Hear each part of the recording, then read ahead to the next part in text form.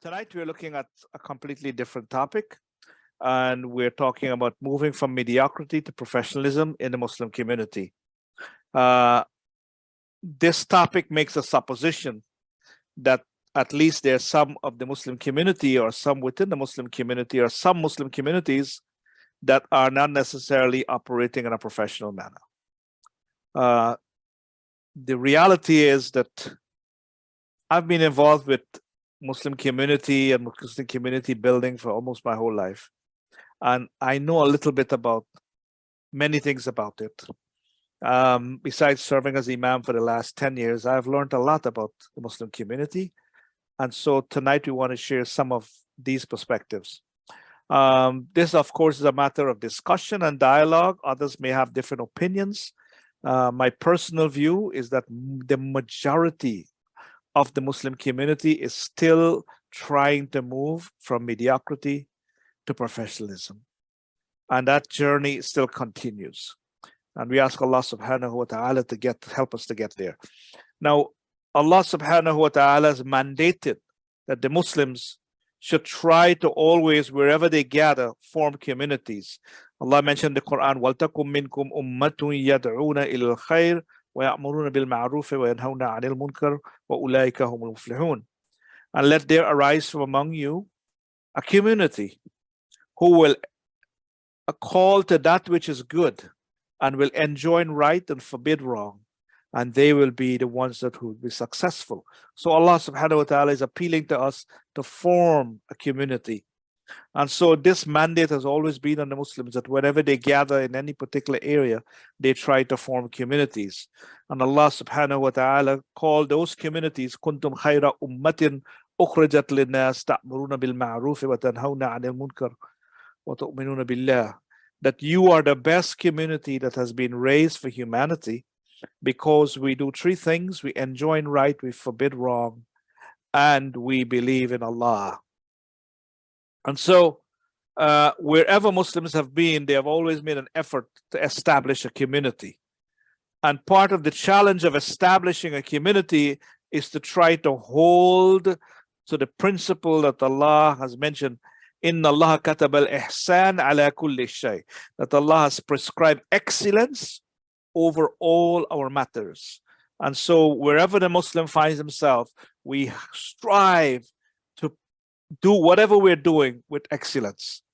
Allah also mentioned another hadith, Inna Allah ta'ala tayyib la yaqbalu illa tayyiba, that verily Allah subhanahu wa ta'ala is good and he only accepts that which is good.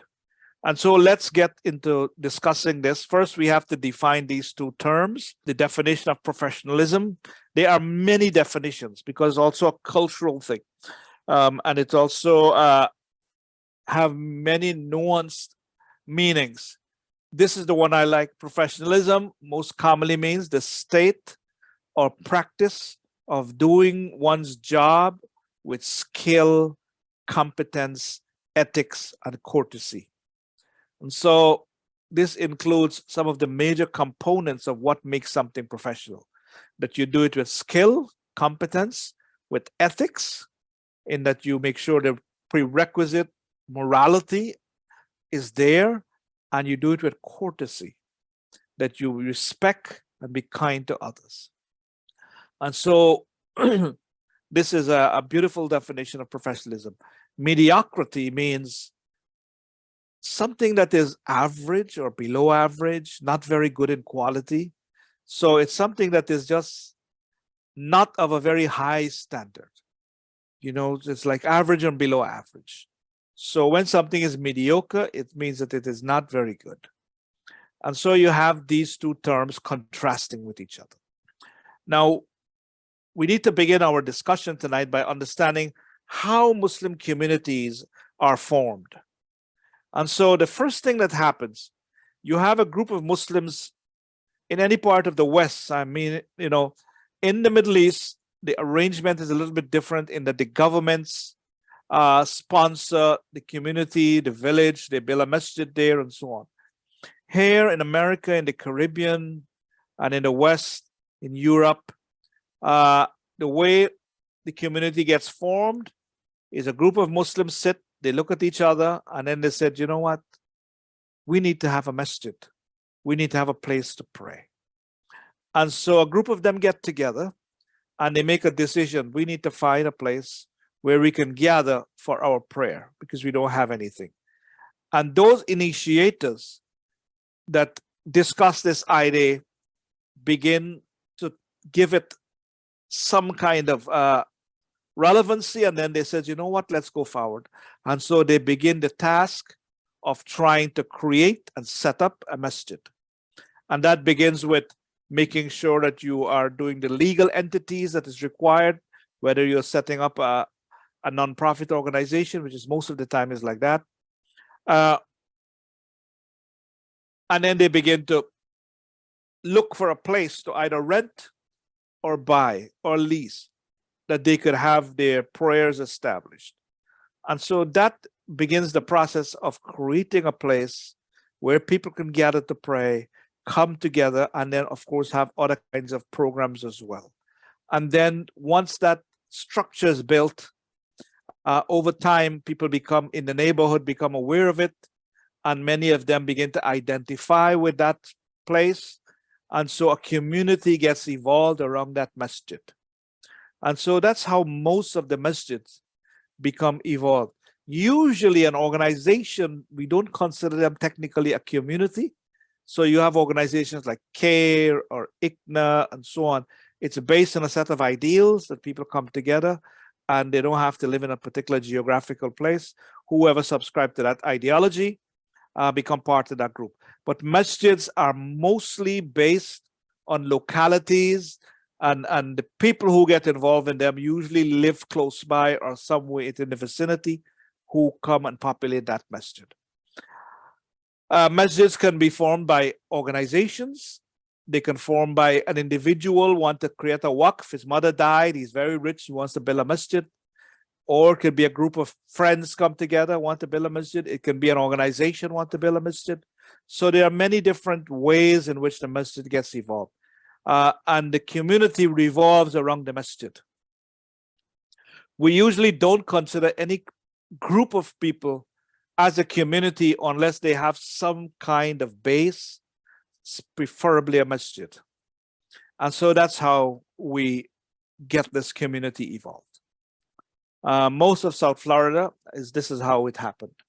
You know, group of people, like-minded people, whether from a particular ethnic group, they migrated here, they became friends, and they decide, you know, we need to find a place to pray.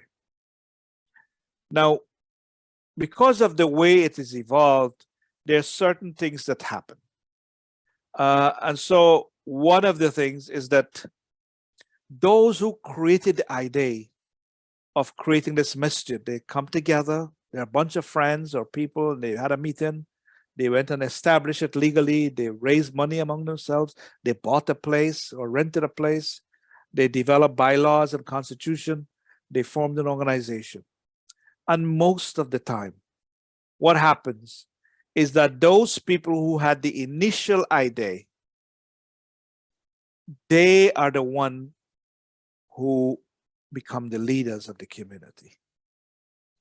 You know, they don't really sit, very rare you would see a group of people built all of this masjid and everything and then say, you know what, let's look outside to see if we can find a leader. Most of the times, those are the people who take up the first positions of leadership for that masjid. The other thing that happens is that because that group of people, and for an example, let's say I will use an example. For example, a group of Brazilians decide that they're going to start a masjid in South Florida, then they will elect Brazilians to be the head of the masjid. They will elect those Muslims who are Brazilians who started the idea to become the leaders. And then they will bring with them their very peculiar cultural norms. So that masjid will be Brazilian in nature. It will have the Brazilian culture exhibited within the Islamic culture. And so they will develop and grow that masjid on that particular cultural paradigm. So if it's a Pakistani group of brothers who did it, the masjid will resemble a masjid that is functioning in Pakistan. If it was a Guyanese or Trinidadian, same thing. If it was an African masjid, there's the Nigerian masjid down in Miami, for example. When you go there, you will see Nigerian culture being exhibited in that masjid.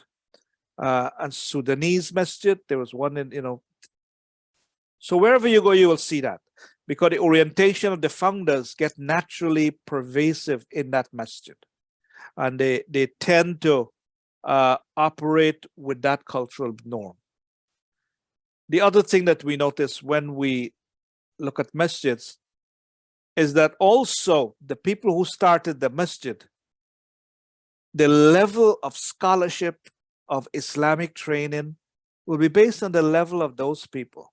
So whatever level they are at, that's where the masjid will begin. And they will bring in, as we mentioned before, the Islamic orientation that they have. So if it's started by a group of brothers who belong to the Tabligh Jamaat, then the masjid will be based and oriented to promote the Tabligh Jamaat's agenda. If it's based and started by brothers who are from a Salafiyah bent, then the masjid will be based and promoted in a Salafiyah orientation. And so they will have that. And also whatever cultural norms that those people have, for example, if in their own country, they used to regard women as not coming to masjid, that women should not participate in masjid affairs, that women should, so some of those cultural norms will be established in those masjids as well. So they will end up bringing those things. There are some masjids, for example, in which they are not as welcoming to people who may look different or who is from another race. And so they have set up the masjid in such a way that people who come from a different culture or a different country, they tend to be looked at as very strange and be treated as if they're strangers. And so all of that happens in the formation of the masjid that we have. Now, the problem that happens when we form the masjid, initially, if it's a group of Trinidadians that form the masjid, initially most of the Trinidadian brothers and sisters will attend. But because the masjid will grow, now you will have people from all kinds of backgrounds beginning to attend the masjid. All the people who live local in the area will begin to look at this as their masjid. And so you will now have Arabs, Pakistanis, Africans, Indians, Asians, all kinds of people will begin to attend the masjid. And so now the struggle becomes, how do we welcome all these people? How do we integrate all of them into a whole? How do we make sure that they all feel welcome to come to the masjid? And most importantly, how do we organize the masjid in such a way that everyone can be involved? And that's where the challenges of masjid becomes. And so when we try to confront these challenges, that is where mediocrity shows up and the professionalism begins to lack. And so we want to look at some of those. Number one, when we come to involve the youth in the affairs of the masjid, almost every masjid I know, this is a very big issue. Nobody has figured out as yet how to successfully involve the youth in the Muslim community. If you go to different places, you will see different arrangements. You will see the youths having their own different organizations, or you may go and you will see the youths having no say in the masjid, or you will see the youths being delegated to just playing basketball. No one has figured out, how do we integrate our young people into the masjid setting and make them feel involved, connected, and welcoming? This is an ongoing challenge. And the mediocrity and the lack of expertise in doing that shows up when we begin to work with the young people, because they are of a different nature, they are of a different orientation, they are of different socialization process for them. They are a very difficult bunch for us, for elders to be able to involve. And so a lot of mediocrity shows up. The second problem we have now is This group of people bought the masjid, built it up nice, and they have it. Now comes the problem of how do we change the leadership from being just the few people who were friends and they became leaders, but they may not necessarily be the most competent people into running the community. We just include and give all our friends leadership position, but really we need to migrate to a place where we are going to begin to bring in competent leadership who are committed as well. And so it shouldn't be the leaders are just people who we know, our best friends. We now have to move that community to a place where we begin to involve and include and to put competent people to lead. And there again, it becomes a very difficult process. And we see a lot of mistakes being made in doing that. In fact, firstly, people are hesitant to do it because they're scared if they involve competent people, those people may hijack and take away the masjid. And so there's always this fear. We built this masjid. We don't just want to hand it over to competent people who may outshine us, and then eventually they take over our agenda and we lose our masjid. And so there is this difficulty of how much do I let go and how much do I keep? You know, it's like a baton race. You want the young people to take the baton, you want the competent people to take the baton, but at the same time, you also want to hold on to it because you're scared if you let go, you're going to lose the control that you had when you hold the baton. And so that is something we don't do well. The other very big problem we have with a lot of our masjids is that they begin by being revolved around individuals. It's usually either one of the learned brothers created a masjid or the group of friends created a masjid. And a lot of time when we set up the masjid, it gets revolved around uncle this and auntie this and around the people who started it. You know, so the masjid becomes based on an individual. He has the key. If he don't show up, nothing happens, you know. And so I have been to masjids where the imam didn't show up and they said we can't have Jumu'ah because they have nobody else to do it. The masjid is organized in a way in which if one person, key person is absent, things stop.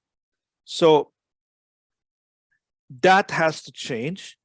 And so we have to make the masjid become system-based. You know, if you go to a company, it's system-based. When one employer leaves, another one comes in and is trained, the system runs.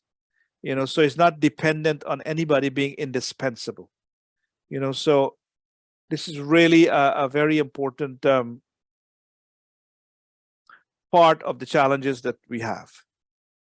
A lot of why the Middle East countries have not developed as much is because they have remained personality-based communities where the tribal chief and now become the prince and the princess and the king who have all the power. Everything you have to go through these people. You know, whereas a place like the United States is system-based. It doesn't matter who is president, the system runs. And we have got to make the masjid system-based and not personality-based. Then there's another issue. We had this initial dream of building the masjid. Group of us, you know, we find a place to pray. So we say, let me build a masjid, we build a place. Now we have fulfilled our dream. We have a place to pray. Now comes the challenge of where does this dream go from here now? What else can we do? And that becomes do we remain just a masjid that we come and pray and that's the end of it?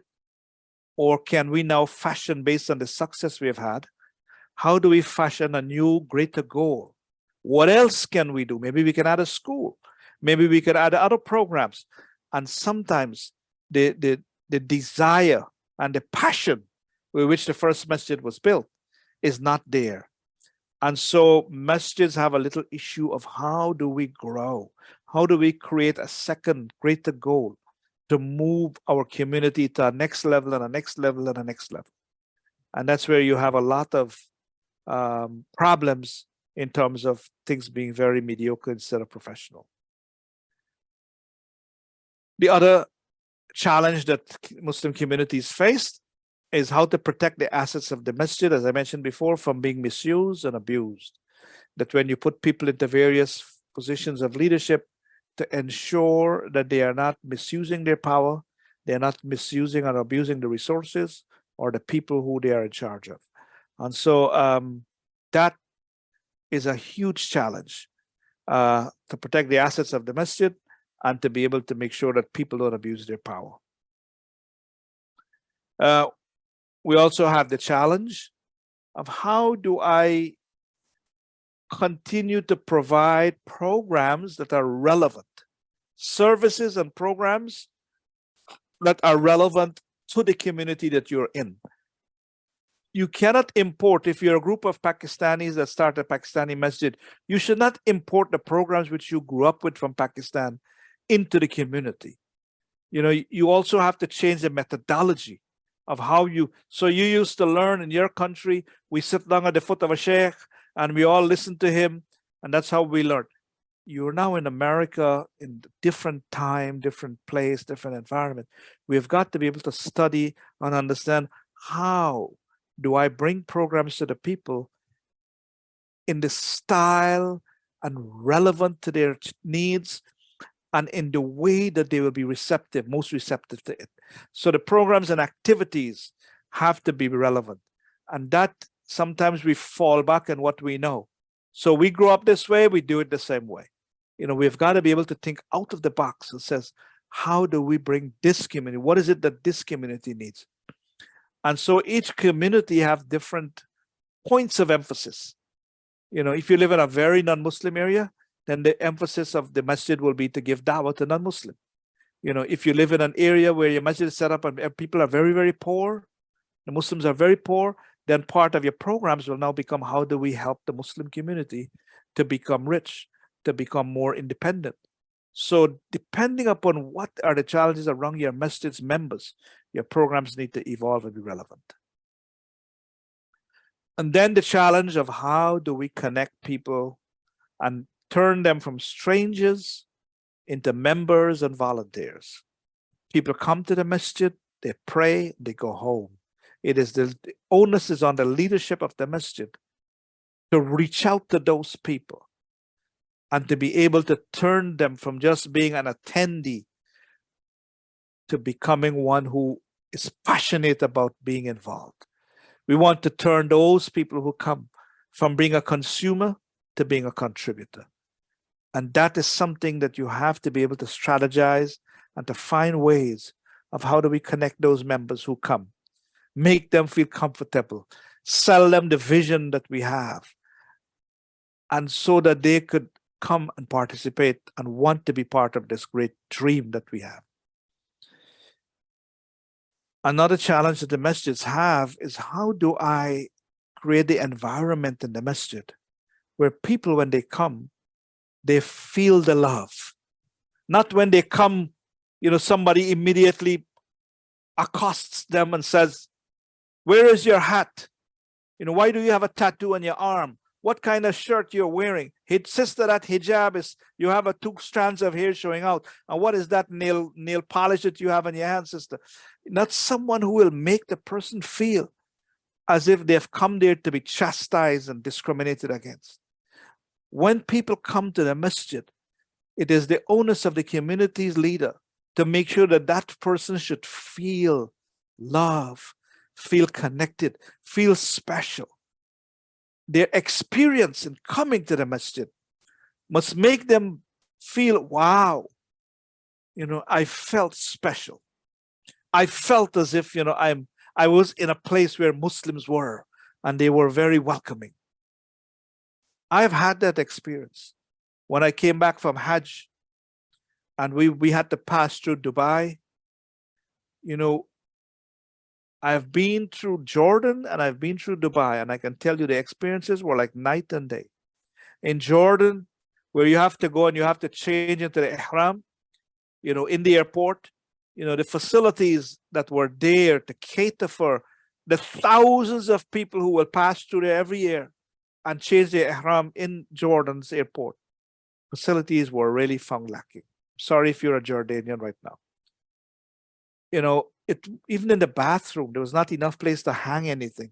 It was as if they did not cater for this particular thing. You know, and when I passed through Dubai, coming back from Hajj, there were people at the airport. They were giving you gifts. They were welcoming you. The media was there. You felt like you were in a Muslim home, special place, and you were treated as if you've just done a great, fantastic deed. They made you feel special. So we have got to make sure our masjid is like that. There's a masjid in Houston in which the very learned scholar that runs the masjid is the imam over there, Walid Basayuni. And he has those big Walmart sign with a smile. In front when you're coming, the giant wall with a big icon smiling. We've got to be able to do many things to make people feel comfortable.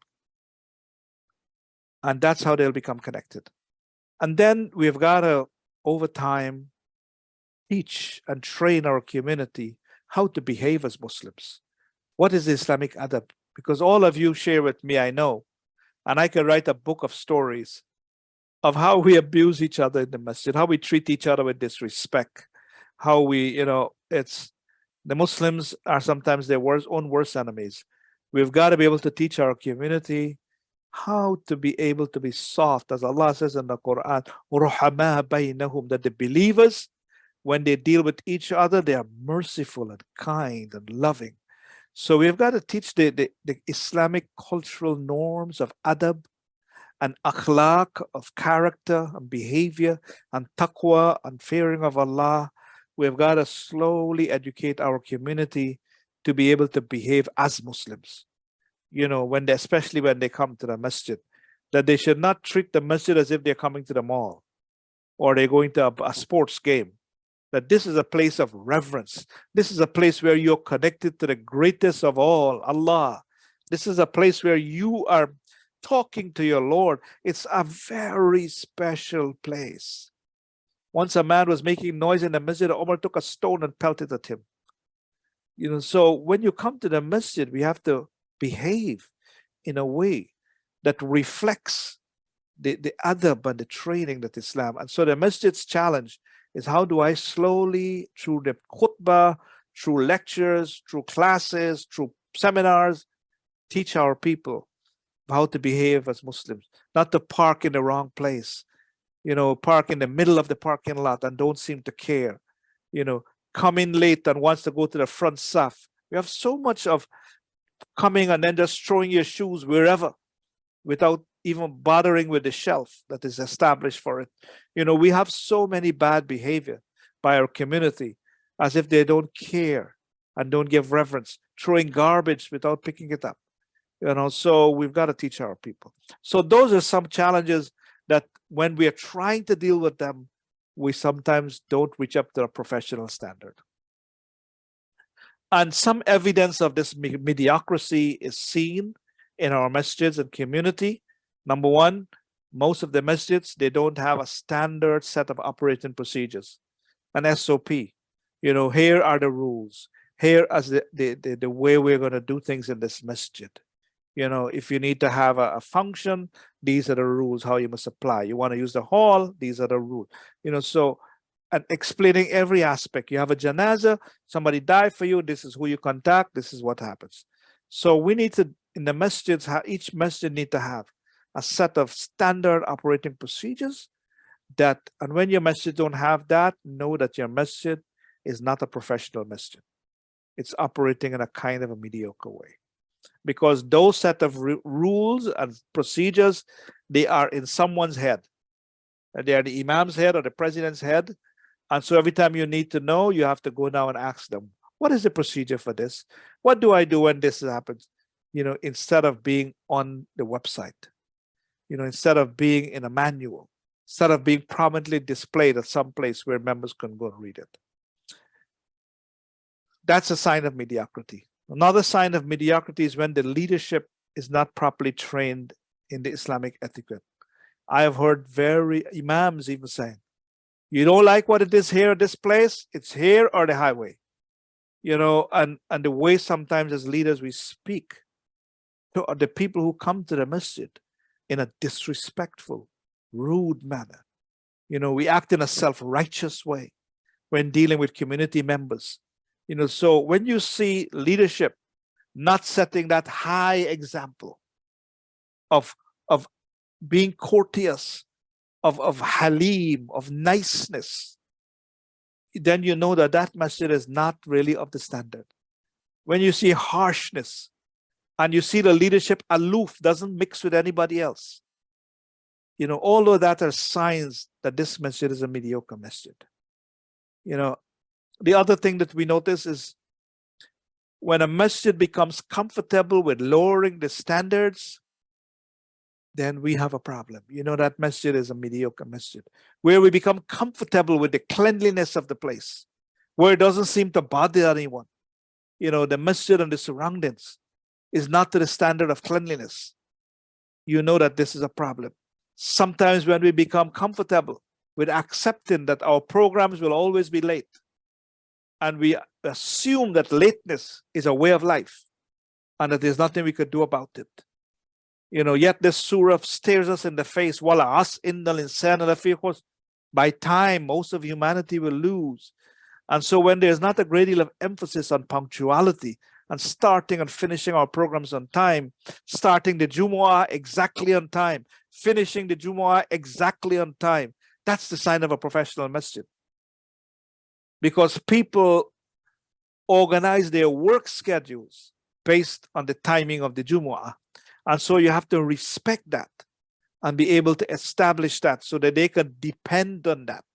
Yes, boss, I'm coming back at this hour because my sermon finishes at this time.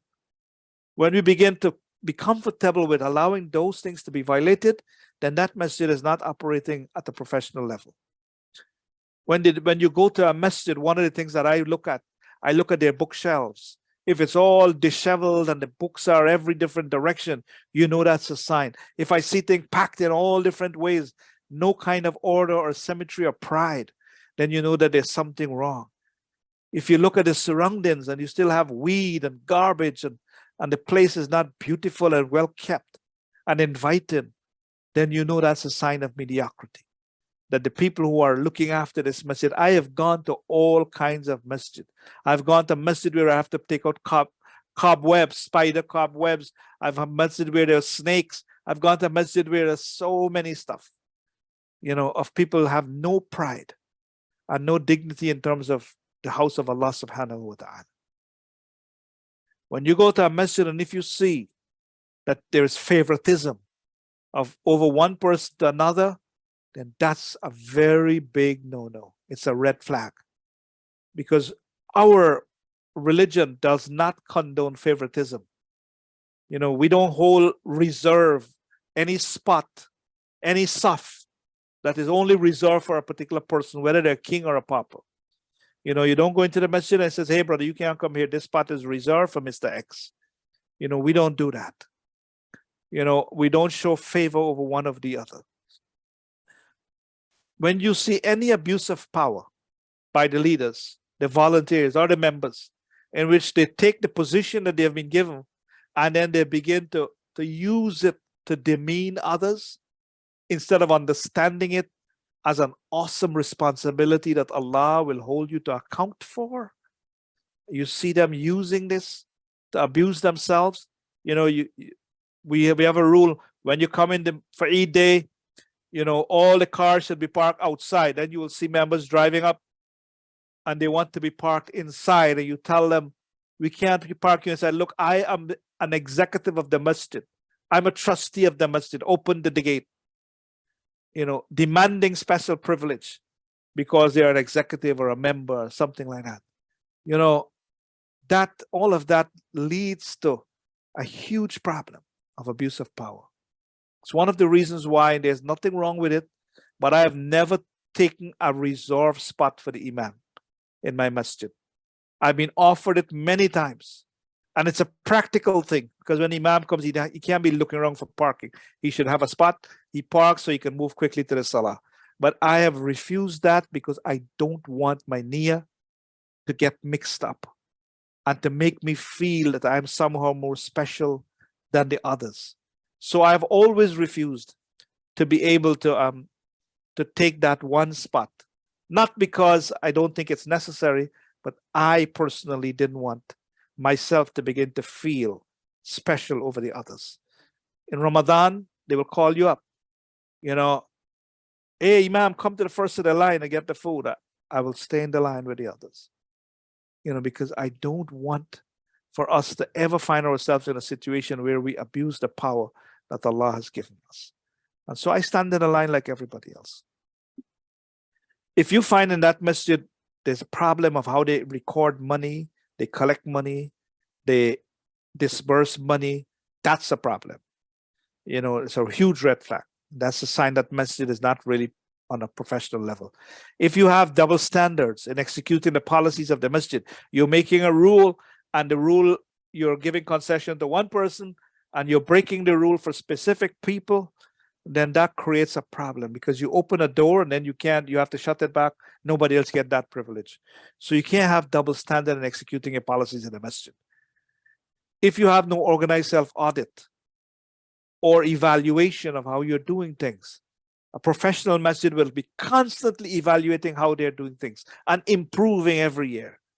If you're slow from following up to the complaints and the issues that members give to you, members will come up to you and says, hey, we have an issue, we have a problem, or here's a suggestion. If we don't have a system in the masjid of how we respond to those in a timely manner and to give satisfaction or explanation to the complaints and the issues of our members, then that's a sign that that masjid is not professional. And then if the programs that we're offering, we don't take pride in making sure they're the best that we can deliver, that every time people come, they should be impressed by the level and degree of excellence and the time that we took to make this program special for them. If it's just any slip shadow, you know, then that masjid is not reached the level of professionalism that it needs to be. And so if you find in the masjids, the meetings are long and irrelevant, and we're going on and on and on and on. I have attended so many meetings in my life. I actually wrote a book on meetings because I was tired of attending long meetings where we're sitting and discussing things totally irrelevant. Sat in a meeting discussing how high to put a bolt on a door, and none of us are carpenters in the meeting, you know, and we're discussing what's the best height to put this bolt, what's the best asphalt to put on the driveway. And I'm saying, what are we doing?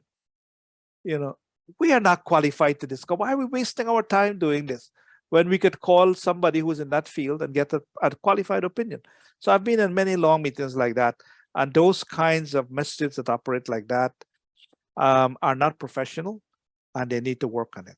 So what is professionalism? You know, what is it really we're looking for?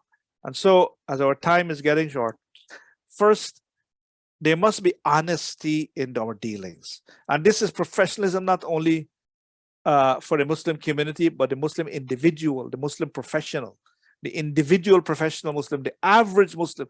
This is what our religion teaches us. And every Muslim, we need to strive to reach this level, because that is what Islam is. When we say we are Muslim, what it means, when you say you're Muslim, what it means that I am a person who have behaved in a particular kind of way.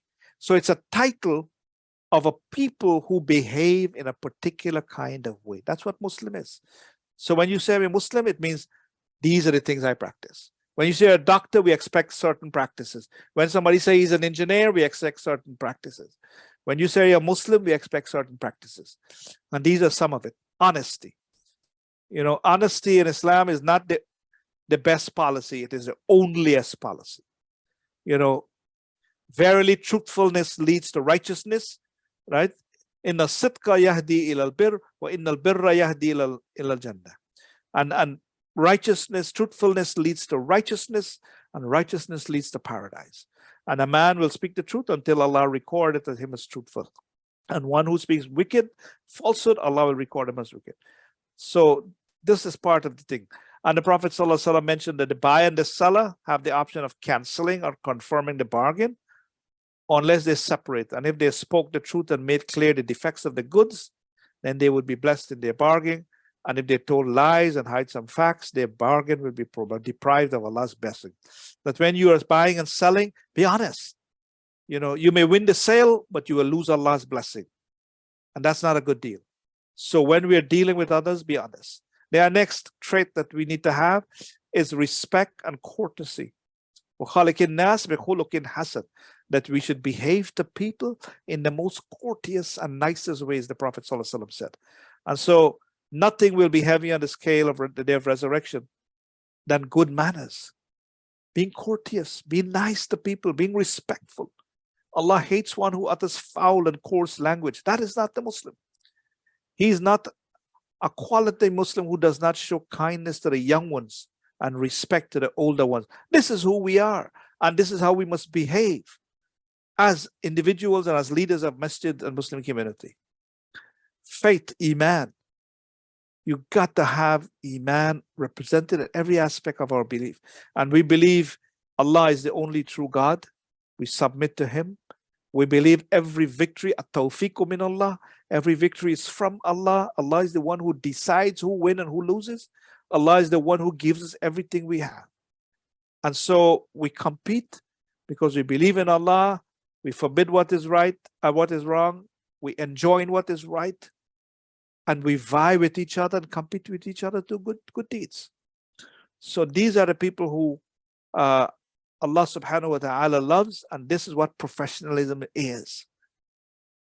And if anyone puts his trust in Allah, sufficient is Allah for him. For Allah will surely accomplish His purpose. Verily, for all things has Allah appointed a due proportion. And this is in Surah At-Talaq.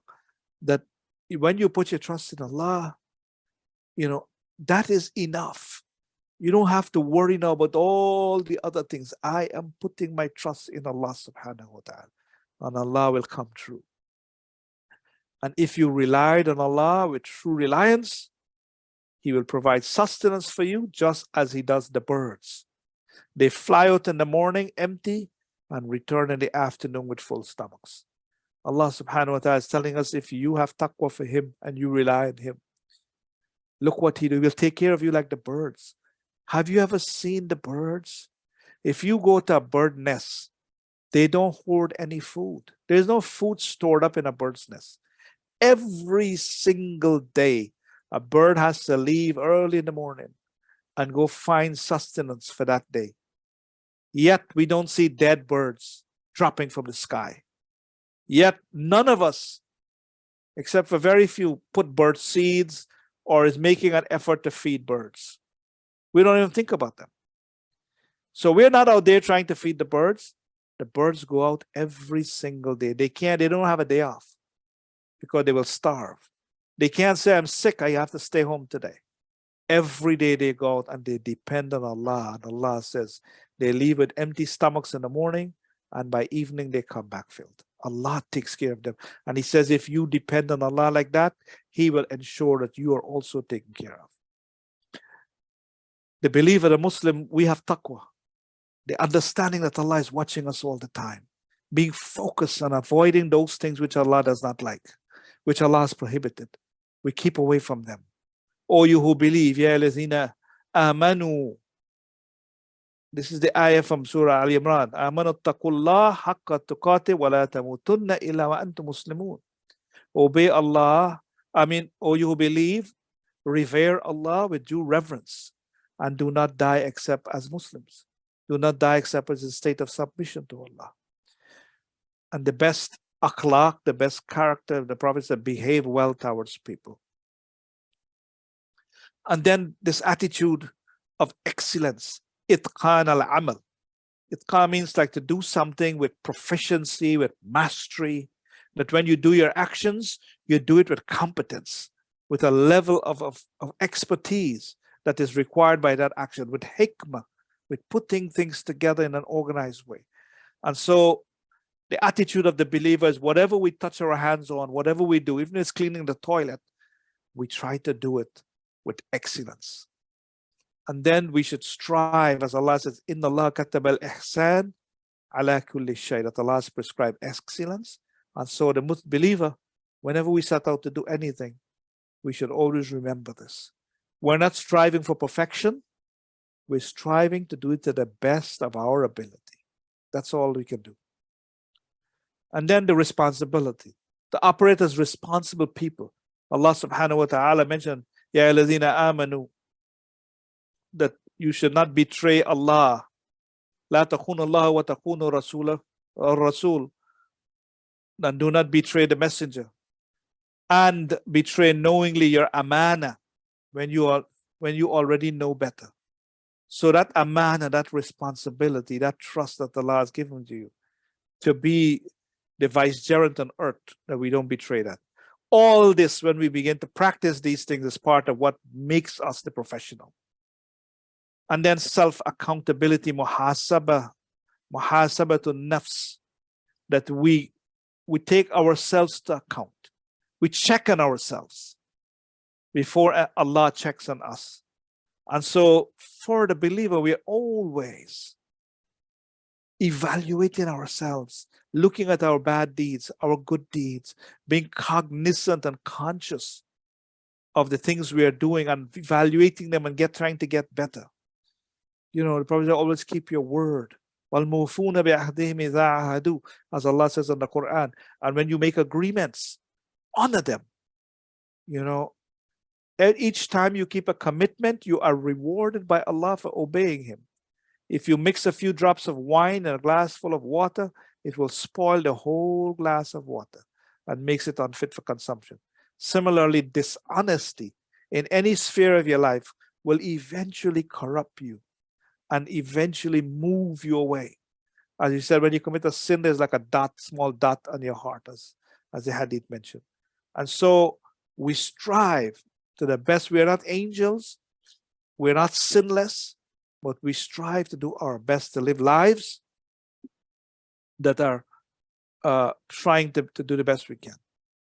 Blessed is the one who preoccupies himself with his own defects rather than those of others. That you're worried about your own sins rather than pointing fingers and trying to point out everybody else who's doing wrong. As we say, when you point to someone, there's 3 fingers pointing back at you. We focus on ourselves. Min husni Islam al-mar'i tarkuhu ma la ya'ni. That the part of being a good Muslim is to mind your own business, basically. Don't get involved with what don't concern you. So all this is part of the Islamic paradigm of how you be professional. You know, punctuality. You know, we mentioned that Allah swears by time. If you're a believer, you should try to make sure you respect the time of others and to respect your own time. Time is what life is made of. We don't get to hoard it. We can't buy it. We can't sell it. It's given 24 hours a day to each of us for a very short period of time. So we must respect time and be a person who is punctual. The other very important quality of Islamic professionalism is tranquility. You know, we have a lot of great managers, but they scream and shout dog everybody. And when they get angry, the project doesn't get done on time. Everybody gets cursed out. And they finish the project on time. We say, what a great manager it is. In Islam, your behavior counts. It's not just the end result. Yeah, you may scream and shout and curse and so on and get the result, but that's not enough. We've got to get the result by also do it in a nice way. So tranquility, tatma'in, that we must be able to have calmness when we conduct ourselves, be in a state of peacefulness. Even though the project is longing and we have in our heart, we hope that we can get done, that we are always operating from a position of tranquility. As Allah says, those who believe and whose heart find tranquility in the remembrance of Allah, tatma'innul qulub, in the zikr of Allah, verily, in the zikr of Allah do hearts find tranquility. So the qulub becomes tranquil when you remember Allah. Richness is not having many possessions, rather true richness is the richness of the soul. And then we have focus. The believer is a very focused person.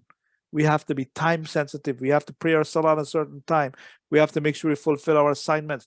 We are a part of being the believer is you have to be focused. You have to fast in Ramadan. Our whole calendar has to be planned out. Our whole life, we have to be focused. And then ethics. You know, as a Muslim, our religion teaches us to be ethical at all times. You know, the beautiful hadith of the Prophet, a Muslim is a brother of a Muslim. He does them no injustice, nor does he leave him alone to be the victim of another's injustice. And whoever does the needful for his brother, Allah does the needful for him. And whoever removes the distress, yassar ala mu'si, yassar Allah fi dunya wal akhirah, Allah will remove the distress out from this world and the day of judgment. And whoever cover one satara Muslim, whoever shields and cover a Muslim, Allah will shield and cover his sins on the day of resurrection. And so all of these qualities and more are what makes the Muslim special. And so in our masjids, our leaders have to strive to display these qualities and slowly pass them on to the community, to the youth, to the members, to the volunteers, if we want our masjid to truly be professional. And so in moving our masjids from being mediocre to being professional, there are some things that we should make sure that we try to do. If your masjids don't have this, then you need to begin to work on it. Define acceptable standards. You know, masjids have to function based on standards. And so those have to be defined. Educate the members about the Islamic norms and practices. We did some of it just now, so that they can be aware of how they need to behave. Ensure that the leadership, especially the imam and the president, are competent and committed to do the job that they have been assigned. Set up proper strategies to reward people who behave well. You know, so those who behave right, that we should find a way to incentivize them, that there's a reward for you to do the right thing. There's a recognition for you to do the right thing. And then we need to create an environment where excellence is admired, where members take pride in picking up a piece of garbage on the ground, where members take pride that they don't want to see our place disheveled, where they take pride when they come into the masjid and they see something out of place, that they will go and do something about it. That we develop this attitude of being very, very aware to make sure our place is well. And then we need to have lots of training and educational programs for the community to slowly evolve them into becoming professionals. A lot of our community members, unfortunately, operate very mediocre way, even practice Islam in a very mediocre way sometimes. And so it's part of an education training program that we've got to be able to do. And lastly, we have got to make sure that errant members know that this is not acceptable behavior. Somebody parking every week on the same spot, blocking everybody else, we've got to find a way to make that person know this is not acceptable. You know, that this is not going to be condoned or tolerated, that we're striving for excellence. And we just can't overlook when you do something crazy, and we have to be able to go to that person nicely and said, this is not an acceptable behavior in this masjid. You know, we would like you to stop doing that. And we ask Allah subhanahu wa ta'ala to make our masjids shining beacons of light that will attract people who, when they come to them, feel so loved and so connected that they will want to come to the masjid over and over again, and they will want to join our communities because of the support system that will be there for them and that will help them in all their challenges in their life. May Allah subhanahu wa ta'ala help our masjids and our communities to move from being mediocre to professional, inshallah. Assalamu alaikum.